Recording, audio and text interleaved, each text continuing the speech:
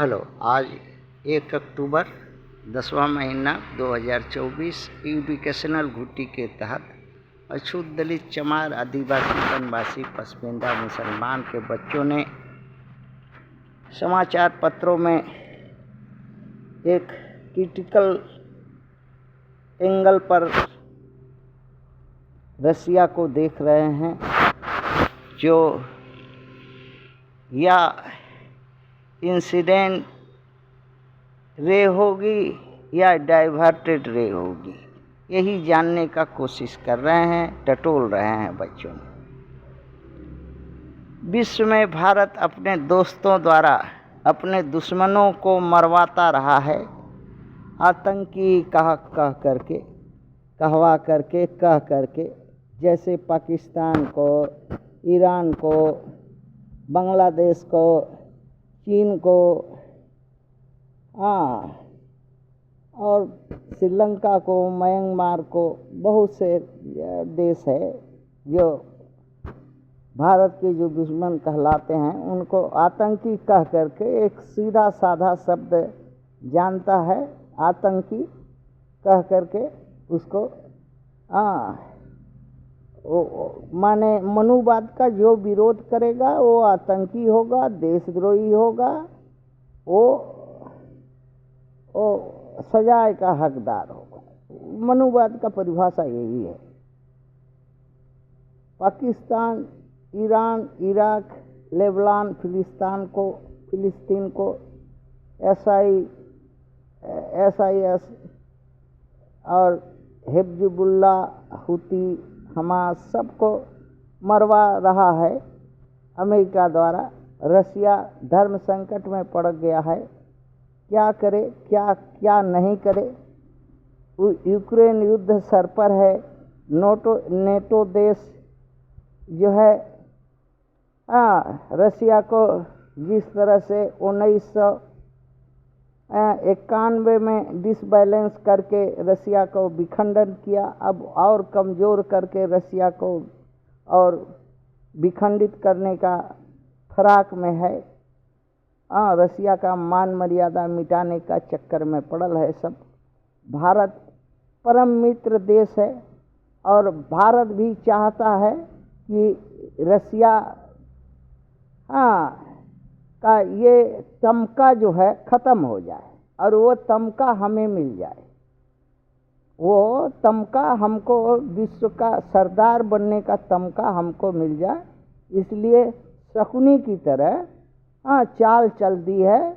आतंकवादी है और देश सिर्फ भारत एक मनुवादी है, बाकी लोग आतंकवादी है।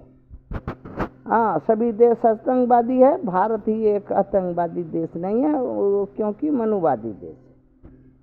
रसिया फंस गया है भारत का परम मित्र होने से।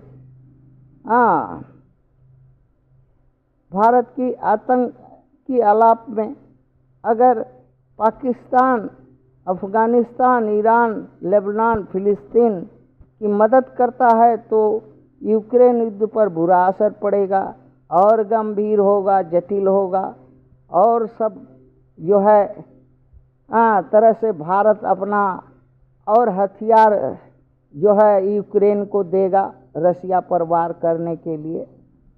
दूसरे तरीका से जो मनुवाद का तो सीधा नाक नहीं पकड़ता है, घुमा के पकड़ता है। और ये अंधा रसिया जो है कंधा पर ढोता है भारत को। अंधा रसिया है भारत को, और इसी अंधा रसिया के चलते भारत में मनुवाद फूलता फलता है। लेकिन आज तक जो है रशियन के लोग को आंख समझ में नहीं आया और आगे भी समझ में आएगा नहीं। यूक्रेन मुद्दा पर बुरा असर पड़ेगा, भारत नाराज हो जाएगा। वर्षों पुरानी आदत कमजोरों की सहायता रसिया का आज 2000 वर्ष से लेकर के 200 वर्ष से लेके आज तक एक ही मोटो रहा है कि कोई भी पीड़ित, लाचार, कमजोर किसी देश के द्वारा अगर अत्याचार या जुल्म जास्ती करके उस पर कब्जा कर रहा है तो रसिया खड़ा होता था, आगे पीछे कुछ नहीं देखता था। वो जो उसका धर्म गुण आज संकट में पड़ गया है।